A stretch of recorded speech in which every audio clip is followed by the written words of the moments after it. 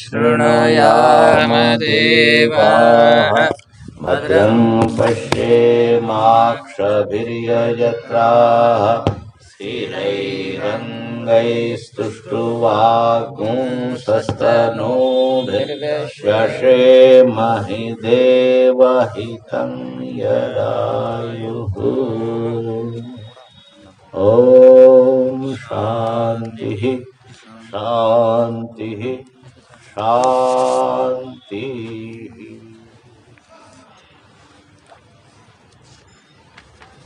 हाँ, तो ओमित्येतदक्षरम् इदं सर्वम्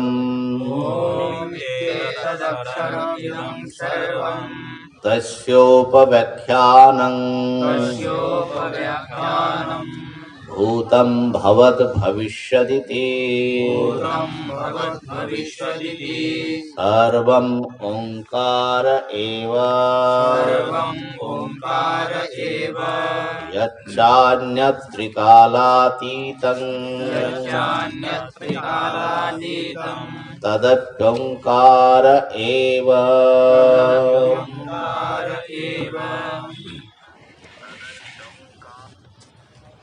ओम यह अक्षर यह सब है, उसका उपव्याख्यान प्रस्तुत किया जा रहा है या प्रस्तुत है। उसका उपव्याख्यान आगे का सारा मांडुक्य है। और उपव्याख्यान का अर्थ बताया भगवान भाष्यकार के भाष्य के प्रकाश में कि ऐसा सुस्पष्ट समग्र व्याख्यान है जो आपको ब्रह्म से एकात्मता प्राप्त करा दे। उपमाने सामीप्य, और सामीप्य का चरम रूप क्या है? एक हो जाना, एक हो जाना, ठीक है ना। तो ओंकार को अगर आप इस व्याख्यान के अनुसार ठीक से समझ लेंगे तो ये आपको, ये व्याख्यान कहाँ पहुंचा देगा? आपको ब्रह्म से अभिन्न कर देगा। ये इसकी महिमा। अब उपव्याख्यान शुरू हुआ, बोल रहे भूतम भवत् भविष्यत् इति सर्वम। भूत वर्तमान और भविष्यत, यह सब ओंकार ही है। भूत जो हुआ, भवत जो है, और भविष्यत जो होगा। भूत भवत भविष्यत का अर्थ अगर निकाले तो क्या होगा? जो हुआ, जो है और जो होगा, ये सब ओंकार ही है। दूसरा कुछ ओम है सब कुछ। भूत का एक अर्थ हमने बताया था, भूत माने सिद्ध वस्तु। वो इस संदर्भ के लिए नहीं बताया, लेकिन भूत का वो भी अर्थ होता है। अभी इस संदर्भ में तो यही है, जो हुआ है लेकिन अभी नहीं है, और जो है और जो होगा, ये तीन काल से एक परिच्छिन्न माने सीमित वस्तु है, अतीत के वस्तु। वर्तमान और भविष्य में नहीं है। तो काल के एक घेरे के भीतर आया ना, काल परिच्छिन्न हुआ कि नहीं हुआ? काल परिच्छिन्न समझते हैं कि नहीं समझते हैं? काल के किसी खंड में ही जिसका अस्तित्व रहे, आगे पीछे न रहे, वो काल के घेरे में आया हुआ वस्तु है। ठीक है ना। काल के किसी घेरे, काल ने आपको घेरा लगा दिया। जैसे ये शरीर है, ये शरीर वर्तमान तो है, कब से वर्तमान है मान लो,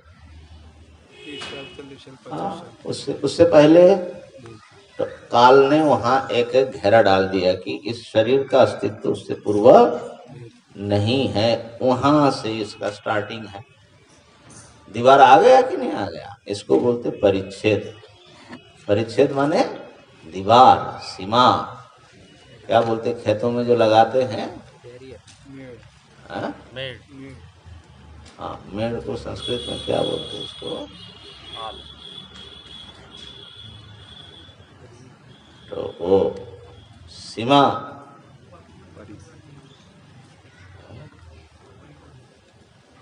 आल, आल बोलते हैं शायद, हाँ, बंगाल में आल बोलते हैं ना, संस्कृत में भी आल वाल, माने जब ऐसा करते हैं ना पानी देने के लिए, उसको आल वाल, उसी से शायद दीवार बना उसी से दीवार भी हो सकता है।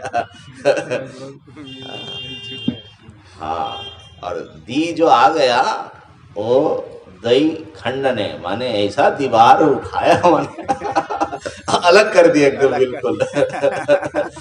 माने मेड़ से तो इधर से उधर जा सकते हो, लेकिन दीवार से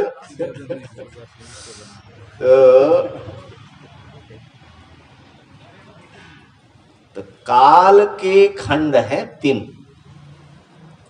अभी हम लोग अगर काल तो अनादि अनंत है सामान्य कॉन्सेप्ट में, माने बुद्धि में अनादि अनंत रूप में काल भासता है कि नहीं।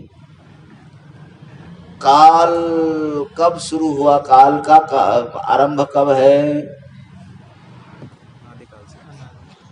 उसका कोई आदि मिलेगा, स्टार्टिंग पॉइंट बोले, इससे पहले काल नहीं थे। जो पहले बता रहे हो, काल के बिना पहले कैसे बताओगे।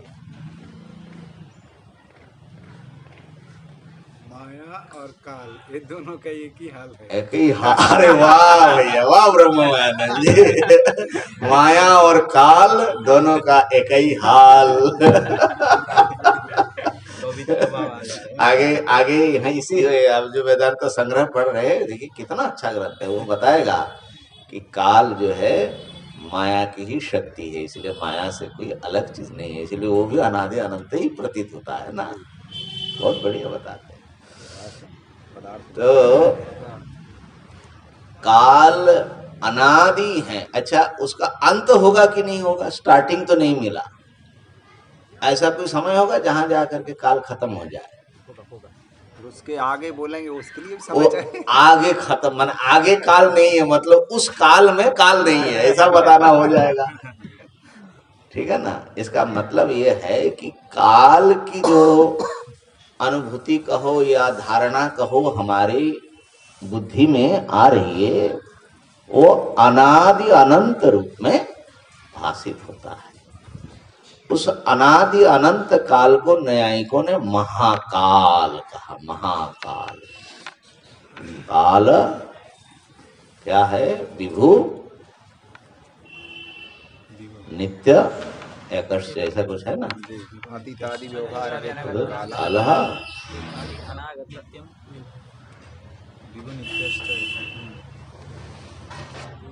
और जो है खंड काल अलग है। तो काल के 3 विभाग बुद्धि कर सकती है, वर्तमान, अतीत और भविष्य।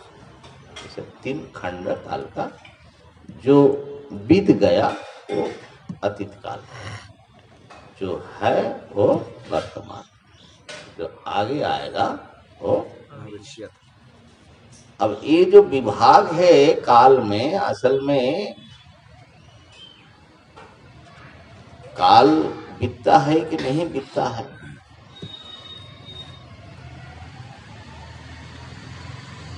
कि वस्तु व्यतीत होता है। काल चला गया कि उस काल के पदार्थ चले गए। पदार्थ तो जैसा वैसा ही है, पदार्थ तो ऐसे ही है। मूल वस्तु जो वो तो वैसा ही है। आपका बचपन नहीं अभी भी ऐसे ही है। नहीं बचपन बीता कि नहीं बीता? बीता। कहाँ गया? तो बचपन तो गया, लेकिन काल गया कि नहीं गया? अभी विद्यमान है। काल तो भैया जब अनादि अनंत बोल रहे हो तो वो काल कैसे जाएगा, किधर जाएगा? माने जाने का कोई रास्ता है कि नहीं? रास्ता है क्या? नहीं है। तो बड़ी विचित्र है काल की धारणा जो है। काल चिंतन भी दार्शनिकों को करना पड़ता है समझने के लिए। भर्तृहरि महाराज ने एक बड़ा विचित्र बात कहा, वैसे तो है वैराग्य सदक की बात। कहा कि भोगान भुक्ता वयमेव भुक्ता। भोगों को हमने भोगा, हम लोगों ने बहुत भोग किया। बोले ये गलत बात है। भोगा न भुक्ता, लेकिन भोगों ने हमको भोग लिया। भोग भी भोग ने हमको भोग लिया। अब सब निकल गया। चुप गया। जैसे कोई आम चूस लिया तो उसका क्या हाल होता है, ऐसे ही भोग ने हमारा हाल क्या किया, चूस लिया। बेहाल किया, चूस लिया। तो भोगा न भुक्ता वयमेव भुक्ता। तृष्णा न जीर्णा वयमेव। तृष्णा तो जीर्ण हुई नहीं, लेकिन बहुत हम लोग पान किया, लेकिन हमने बहुत पिया कि तृष्णा मिटे, लेकिन तृष्णा नहीं मिटी। हम मिट गए, वरना जीर्ण हो गए, बूढ़े हो गए। तृष्णाई का तरुणाई। और क्या है? हाँ, तपो न तप्तः वयमेव तप्तः।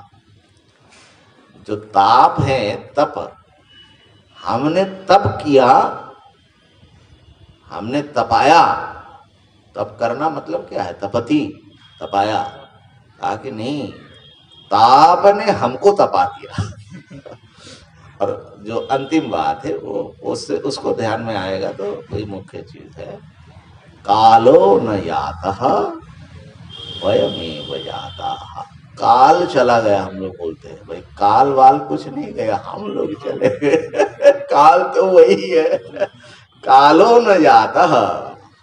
ढीठ है, समझो वो ढीठ है काल, ऐसे ही रहता है, हमें भेज देता है। क्या बेटा, कालो न जातः वयमेव याता। हम लोग चले गए, है ना? तो काल तो महाराज ऐसे तो महाकाल, अखंड काल, लेकिन पदार्थों के हलचल, क्रिया जो है ना, क्रिया के कारण काल में भेद दिखता है। तो इसलिए जो व्यतीत हो गया, चला गया, उन व्यतीत पदार्थों से जब आप काल को देखते हैं तो वो काल अतीत मालूम पड़ता है। वस्तुएं उपाधि है, समझे ना? वर्तमान में जो चल रहा है, जिसकी क्रियाएं, जिन पदार्थों की, जिसका अभी चालू है, हम लोग इससे जब काल को देखते हैं तो हाँ, इस समय काल, यह काल, और जो आए नहीं ऐसे वस्तुओं से काल को देखते हैं तो भविष्य काल। 3 टुकड़ा काल का होता है, अतीत, वर्तमान, भविष्य। तो यहाँ जो है कह रहे हैं अतीत कालीन जो वस्तुएं हैं वो है भूत वस्तुएं, जो हुए और चले गए, भूत। भवत, जिनका होना अभी चालू है, भवत है। और भविष्यत, जो होने वाला है। तो जो हुआ अगर था लगा दो तो और बढ़िया हो जाता है। जो हुआ था जो है और जो होगा, ये सारे वस्तुएं, ये सारे पदार्थ जो हैं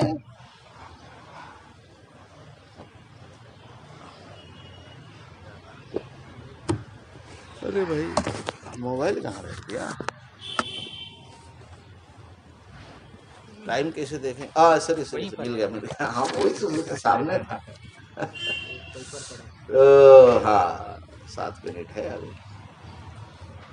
तो हाँ, जो हुआ था, जो है और जो होगा, होने वाला है, ये सारे वस्तु सर्वम ओंकार एव, ओंकार ही है।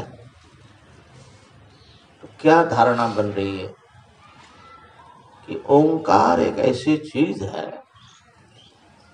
जो हमेशा विद्यमान, जो हर वस्तुओं के रूप में हाँ प्रकाशित होती है। एक आकार ओंकार में आता है, फिर दूसरा बदल जाता है। जैसे जल में तरंग उठते हैं ना, फिर उसी में लय, उसी में लय होना ही है। जहां से उठेगा उसी में लय होना ही पड़ेगा, और कोई रास्ता नहीं है। गंगा जी में उठे, यहाँ आके लय हो तो नहीं, माने अपने उपादान कारण में ही लय होता है। तो ऐसा नहीं लग रहा है कि कोई ओंकार जो है एक ऐसी चीज है जो तरंगायित होती रहती हैं और सारे वस्तुओं के रूप में दिखाई पड़ते हैं। ऐसा है महाराज, इसलिए ओंकार थोड़ा समझना पड़ेगा। पूरा हमने भी तो नहीं समझा, लेकिन कोशिश तो करूंगा आप लोगों को समझाते हुए कुछ हमको भी समझ पड़ जाए। लेकिन इति सर्वम ओंकार एव। अच्छा, भूतम भवत भविष्यत जो कह रहे हैं, एक दिन हमने बताया था कि इदम सर्वम में जो बात कही वही है, ओंकार ही यह सब कुछ है। लेकिन यह कहने से हम लोगों का दृष्टि वर्तमान में अटक जाता है, इसलिए इसका थोड़ा व्याख्यान करना पड़ा। इदम मतलब इदम के घेरा कितना है, जो आप सब कुछ ओंकार बता रहे। इदम सर्वम ओंकार, अहम से अलग जितना है सब कुछ, तो जो दिख रहा है सामने बस इतना है ना, हमसे अलग ना अहम से हाँ। भिन्न इदम सब। अरे तुम्हारा अहम इदम नहीं है। अब हमसे ऊपर उठिए महाराज जी, अध्यास भास हो गया, ये हो गया। हाँ। ओंकार से कुछ भी अलग नहीं है। इदम करके अहम इदम सब लेना है, इदम से अलग नहीं रखना है हमको। हम भी एक इदम ही है ना, माने एक यह। अभी देखो आत्मा के लिए अयम आत्मा आगे बताएंगे, यह आत्मा ऐसा बताएंगे तो यह अयम माने इदम का रूप है। हाँ, इदम शब्द अहम से विभाग करके नहीं बता रहा है, सब कुछ, उससे बाहर कुछ नहीं है ओंकार से, ठीक है ना। तो लेकिन अतीत की ओर हमारा ध्यान न जाए, भविष्य की ओर न जाए, तो व्याख्यान करना पड़ा ऋषि को कि भाई ये इतना मत समझ लेना कि ये जो है इतने ही, जो सामने तुम्हारा है इतना ही ओंकार है। जो चला गया प्रपंच अनादि काल से आज तक, जितने प्रपंच का उदय और अस्त हो गया, वो सब के सब ओंकार ही था, ओंकार से भिन्न नहीं था। आज जितना प्रपंच है पूरा ओंकार है, आगे जो होगा ओम ही होगा। ओम ही सब रूप में क्रीड़ा कर रहा है, ऐसा तात्पर्यार्थ समझिए। तो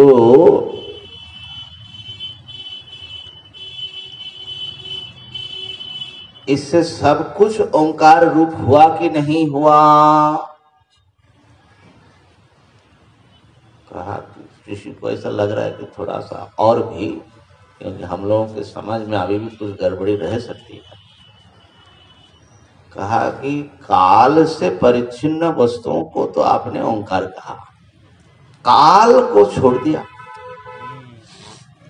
और काल के घेरे में जो नहीं आता उनका क्या होगा? कालातीत। कालातीत का क्या होगा? काल स्वयं भी कालातीत है है ना? तो इसलिए अगला वाक्य प्रयोग कर रहे हैं, यच्चान्यत्रिकालातीतं त्रिकालातीतं तदोंकार एव। ओंकार एव। यत च, चकार से और, यत माने जो, अन्यत माने अन्य, त्रिकालातीतं, ये जो तीन काल का भी चर्चा हुई, इन तीन काल से अतीत माने तीन काल के घेरे में नहीं आता है। और जो अन्य त्रिकालातीत वस्तु, एक ब्रैकेट में वस्तु लगा दो तो वस्तु मूल में है नहीं लेकिन अर्थबोध के लिए, और जो अन्य त्रिकालातीत वस्तु है, तद अपि, तद माने वो, अपि माने भी, ओंकार एव, ओंकार ही है, वो भी ओंकार ही है। दर्शन महाराज का अहम किधर जाएगा? ओंकार होगा कि नहीं होगा? होना ही पड़ेगा। अगर आप कुछ त्रिकालातीत जब त्रिकालातीत को डाल दिया था तो दर्शन महाराज को किस खेती बोली है? वाह वाह भैया, भारत आ गया। हमारे ब्रह्मांड अच्छा, अब ये बताइए कि त्रिकालातीत और क्या हो सकता है, जरा उसका भी जरा सोचो। काल तो एक हमने बता दिया, काल कालातीत है। काल कालातीत है कि नहीं?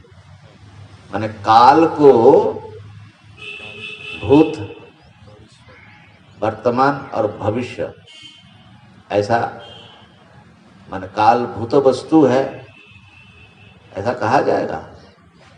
काल कोई था, काल अभी काल, जैसे युधिष्ठिर महाराज थे वो भूत है, ऐसा काल था ऐसा बोला जाएगा क्या? नहीं, काल तो अभी भी है। खंड काला उनका काल था ऐसा बोलोगे, वो विशेषण लगा कर, लेकिन खाली काल के बारे में पूछ रहा हूं।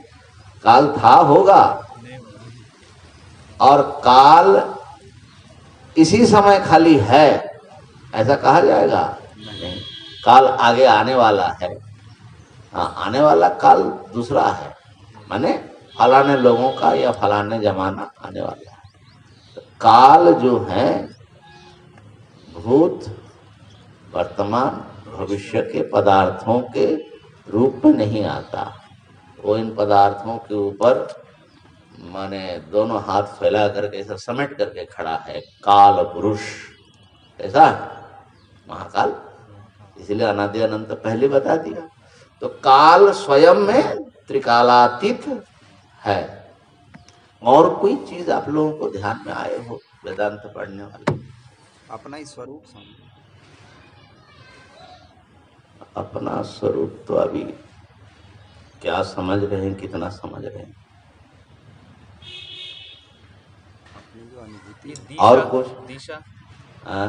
दिशा, दिक, दिशा तो उत्पन्न होता है, तो फिर आकाश, आकाश भी उत्पन्न होता है। उत्पन्न होता है मतलब काल के घेरे में आया हो। उत्पत्ति नाशवान वस्तु काल के घेरे में आ जाता है। तो सद वस्तु ही रही।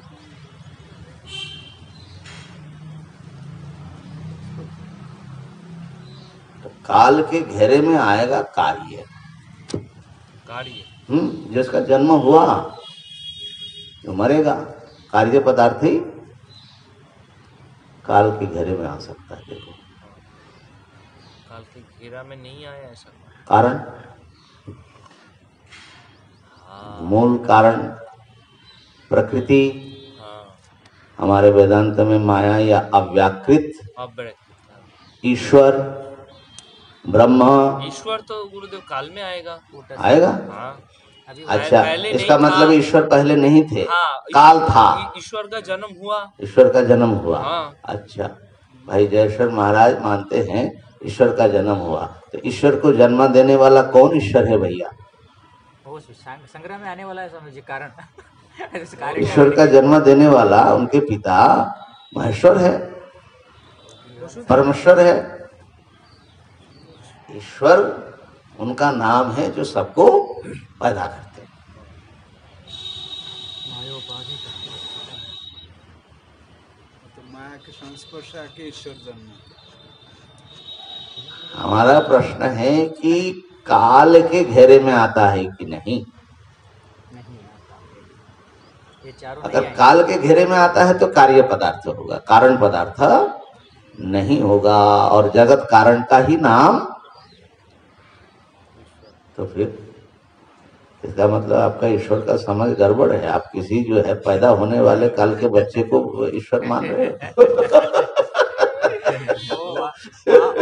वहाँ तो स्वामी जी पूछा वो जीव को भी कारण संग्रह। अब देखते हैं, वो तो है ही है। जब उसी चित्त स्वरूप तो इस प्रकार से देखिए, समस्त नाम रूपों का जो अव्याकृत अवस्था दशा है, जिसको साइंटिफिक प्रकृति का हम लोग अव्याकृत बोलते हैं, ईश्वर की उपाधि माया। यहाँ माया अविद्या सब एकाकार करके समझ गए, ठीक है। वो कालातीत है, और वो माया अनादि होने से ईश्वर भी अनादि है, तो उसमें जन्म कहाँ से आएगा? अब माया को अनादि नहीं मानोगे तो माया काल को कैसे दिखाएगा? काल तभी अनादि हो सकती, माया का एक पार्ट है ना। तो माया अनादि है, तो मायोपाधिक जो चैतन्य ईश्वर है उनको आप शादी बताओगे कि पैदा हुआ? नहीं हो सकता, अनादि है। तो माया ये कालातीत हुई, मायोपाधिक चैतन्य कालातीत हुई, और महाराज शुद्ध चैतन्य कालातीत हुई। और भी विशेष विचार करने से कालातीत कुछ और भी निकलेगा। वेदांत की प्रक्रिया में कितने अनादि पदार्थ स्वीकारे जाते हैं? हाँ, जीव ईश विशुद्धाचित तथा जीव विषयोर्विदा अविद्या तत् चितिर्योगो षडस्माकम अनादय। तभी इसका व्याख्या करेंगे। तो ये सब जो काल के घेरे में नहीं आता, ठीक है। अविद्या में एक समस्या है कि अविद्या ज्ञान से नष्ट हो जाती है, तो इसीलिए वो संपूर्ण कालातीत तो नहीं कहा जाएगा। फिर भी अगर वो काल के कारण के रूप में देखेंगे तो कालातीत माना जाएगा। जब अविद्या नष्ट होती है तो काल भी खत्म करके जाती है ना, माने अपने साथ लेकर के, तो इसीलिए वो कालातीत ही है। तो इस प्रकार से जो कुछ भी कालातीत वस्तु है वो भी ओंकार ही है। इस प्रकार से ओम इत्येतत् अक्षरमिदं सर्वम, इदम सर्वम को कैसे चमकाया ऋषि ने, है? इस प्रकार से कार्य कारणात्मक सब कुछ एक ओम ही ओम बना है, ओम ही ओम है। इसको हम विस्तार से सुनेंगे। ओम पूर्णमदः पूर्णमिदं पूर्णात् पूर्णमुदच्यते पूर्णस्य पूर्ण